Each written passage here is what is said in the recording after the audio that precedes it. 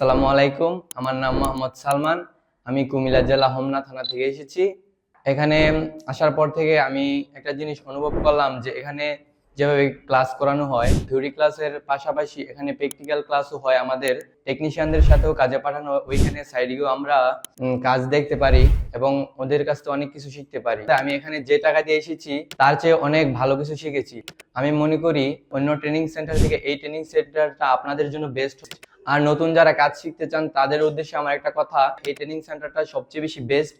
এখানে অনেক ডিভাইস আমাদেরকে কেটে দেখানো হয়, বিভিন্ন ডিভাইসের ভিতরে কি কি যন্ত্রাংশ থাকে এবং ওইগুলা কিভাবে কাজ করে এগুলো দেখানো হয়। আর যারা নতুন আসতে চান, আমি মনে করি এই ট্রেনিং সেন্টারে আপনারা যোগাযোগ করুন, যোগাযোগ করে এসে দেখুন এবং আমি মনে করি আপনাদের জন্য বেস্ট হবে। জামাল স্যার খুবই একজন জ্ঞানী মানুষ। সে আমাদের তার জ্ঞান অনুযায়ী আমাদের এখানে কাজ শেখানো হয়।